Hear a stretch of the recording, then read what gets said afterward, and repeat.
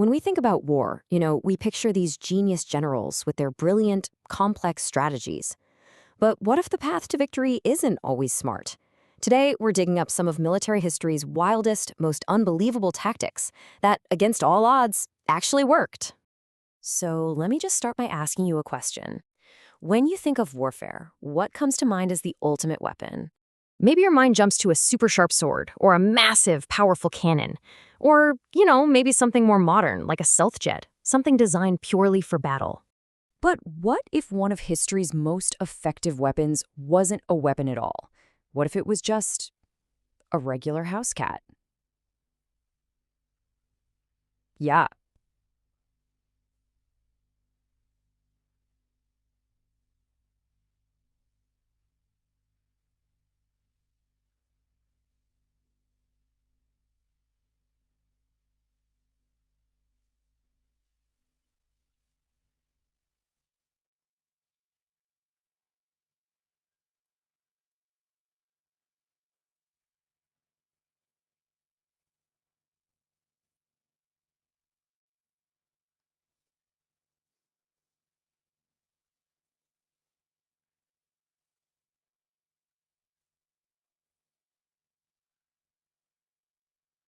So here's how we're going to break down this historical madness. First, we'll look at some psychological tricks and brilliant lies. Then we're going to move into some unbelievable feats of construction. And we'll finish up with just pure, unadulterated, fiery chaos. All right, first up, deception and distraction. This is all about winning the battle before it even really starts, by getting deep inside the enemy's head. Let's go all the way back to 860 AD. There's this Viking chieftain, Hasting, and he's got a big problem. He and his massive fleet, they want to sack the legendary city of Rome, but its walls are just impenetrable. So what's his solution? Don't break down the gates, get invited in. So here's the con, and it's a four-parter. He has his men carry him right up to the city gates, pretending he's on his deathbed. He begs them, pleads with them to let him get a Christian conversion to save his soul. The guards, taking this super seriously, they let him and a few of his men inside for his last rites. And the second they're through those gates, Hastings leaps up, totally fine, and boom, the attack begins from inside the city walls. But here is the absolute best part, the hilarious twist to this whole thing. After all that effort, the fake illness, the acting, the big surprise attack, he realized he'd sacked the wrong city.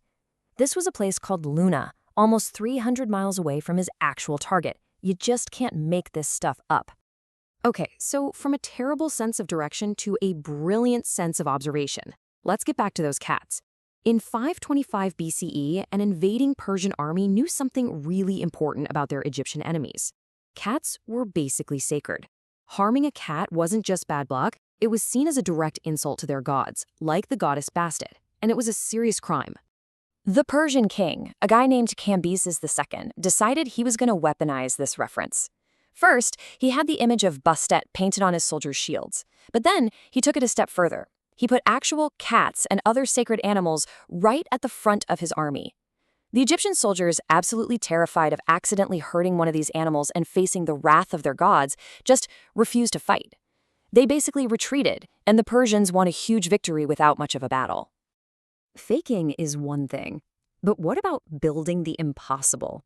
I mean, sometimes trickery isn't enough. You have to engineer something completely new and honestly a little bit insane.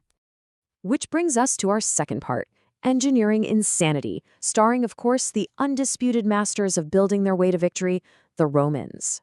During the First Punic War, Rome was up against Carthage, and they had a huge, critical weakness. On land, their legions were legendary, but at sea, their navy was just totally outclassed by the incredible Carthaginian fleet. They kept losing, over and over again. So they invented a brutally simple solution, the Corvus.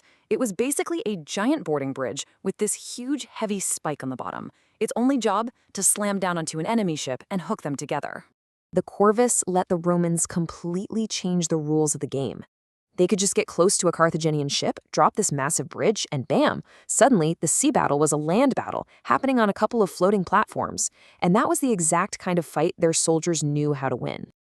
But as clever as the Corvus was, it honestly looks like a simple school project compared to what Julius Caesar did during his campaign in Gaul.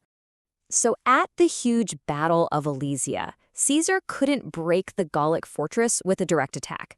So he decided to go with a classic siege, building this massive wall of fortifications around the city to just starve them out. Pretty standard, if very impressive stuff. But then, things got completely wild. Caesar found out that a massive Gallic relief army was on its way to attack him from the outside. So what did he do? He did something absolutely bonkers. He built a second, outward-facing wall, trapping his own army in this donut of fortifications between two enemy forces. It's an insane idea, and somehow he won. Okay, from clever tricks and insane engineering, we've arrived at our final stop, the ultimate chaos. This is what happens when strategy just goes out the window and all you have left is pure desperation. You know, the source material for this next story actually came with a warning for the audience, and I feel like I should give you the same. It's about to get weird. Just stay with me here. Okay, so it's 1398. The conqueror Timur is facing the army of the Delhi Sultanate, and his soldiers are terrified. I mean, for good reason, right? The enemy has over 100 war elephants decked out in full chainmail with poison-coated tusks. And Timur's army? They've got camel. So yeah, the problem was pretty straightforward. How in the world do you fight an army of armored battle tanks when all you've brought are some pack animals? And his solution was, well, this. He ordered his men to load up their camels with stacks of wood and hay. Then he lit the camels on fire and prodded the screaming, flaming animals straight at the elephant line. And completely understandably, the war elephants totally panicked at the sight of this nightmare fuel, turned around and trampled their own army while trying to run away. It handed Timur a bizarre and brutal victory. So from fake conversions and feline shields to building a wall around your own army and, yes, flaming camels, these stories show that in the chaos of war, sometimes the dumbest-sounding, most outlandish idea is the one that changes history. It really makes you wonder, right? When victory is on the line, where exactly is the line between a crazy idea and a brilliant one?